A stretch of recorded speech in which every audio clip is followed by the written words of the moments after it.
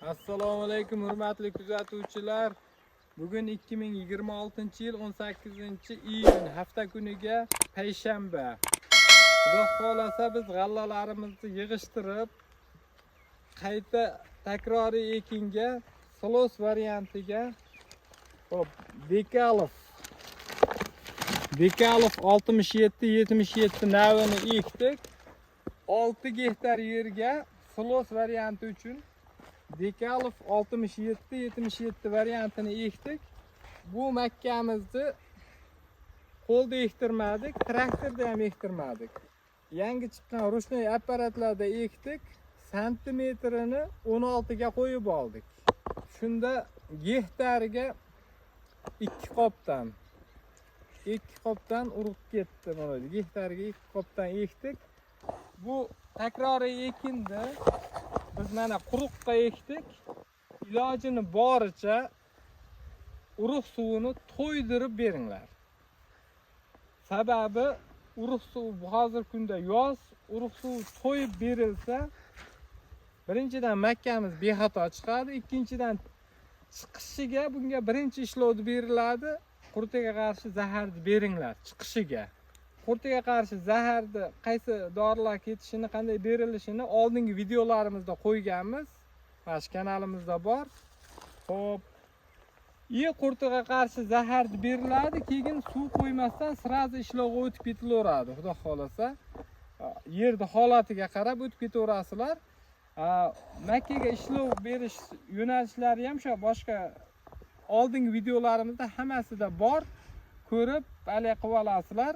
Xulosa chiqarib olasizlar yangi ekayotganlarga. Uni ko'nib turganlar mana 5 gektarlik poliyamiz don variantiga ekkanmiz uni. Xudo xolasa uni ichiga kirib, uni ham bo'ylarini o'lchab, 3-ishlov haqida ozgina ma'lumot berib o'tib ketamiz. Mana poliyamiz xudo xolasa mana suvni taradik. Suvni holati. Mana shu oqayotgan suv ponni kunaga ham ponni tipchib namlab ketadi. Namlab ketganda keyin yopamiz, suvga to'yib, bu mash suv bilan birinchi ishlovini tugatib, ikkinchi ishlovga ham o'tib ketamiz, xudo xolasa. Hurmatli obunachilar, mana buni don variantiga obzor qilayotgan makkamiz, xudo xolasa, bu makka jo'xorimiz ikkinchi ishlovdan chiqdi. 3-ishlovga bitta dori solsak, xudo xolasa pishguncha qo'ldan chiqadi. Endi 3-ishlovga mana makka jo'xorimizni dumbul quchoqlashga kelgan. Mana bittadan quchoqlagan. Ba'zi biri mana ikkitadan quchoqlagan. Ikkitadan. Tanalarni ham ko'p. Tanalari ham baquvvat.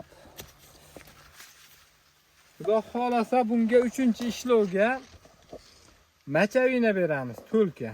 Bir marta machavina berib, hop, shu bilan to pishkinga davr mana shu nam holatda ichini saqlaymiz. Quritmaymiz. Mash holatga kelganda yana suvni qo'yaveramiz. Mana shu holatda turadi pishkinga davr. Yana bitta narsani aytib o'tib ketaman. Dehqonchilikda har bitta ishlov o'z vaqtida bo'lishi kerak ekan. Biz boshimizdan ko'p o'tyapti. Ikkinchi jarayonda dori berish, mineral o'g'it berish jarayonida traktor qiynaldi. Bitta ikkita makkalarimiz sal sinib ham ketdi. Shuning uchun har bitta ishlovni vaqtida qilgan yaxshi ekan. Bu makka jo'xorimiz Fito firmasining Sunganti degan urug'i. Mana o'lchab ko'rsatamiz, necha metr bo'lganini.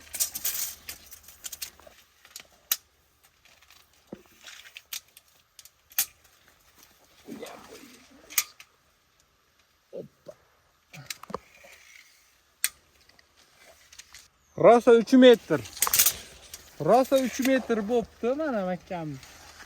Rosa 3 metr uzunligi, tanani baquvvatligi, hosil mana bitta, ikkitadan quchoqlayapti. Xudo xolasa maqsadimiz 20 sentnerdan oshirish. Hurmatli kuzatuvchilar, makka yetishtirish haqida ma'lumotlarni, silos varianti, don varianti qo'ldan kelgancha ma'lumotlarni berdik. Xudo nasib qilsa bu pishib, yig'ishtirganimizda bomba bitta video qilamiz. Ungacha endi boshqa yo'nalishlarda video chiqarishni boshlaymiz. Chorva yo'nalishi, bog'dorchilik, ya'ni qishloq xo'jalik yo'nalishida videolar chiqarishni boshlaymiz. Kanalga obuna bo'lishni unutmanglar. Yaxshi foydali videolar chiqarishga harakat qilamiz, xudo xolasa. Yoz issiq kunlarda hammalaring o'zlaringizni issiqdan asranglar. Dehqonlar, bog'bonlar, savdogarlar, chorvadorlar hammalaring ishlaringiz rivojini bersin, topganlaringga Alloh taolo baraka bersin.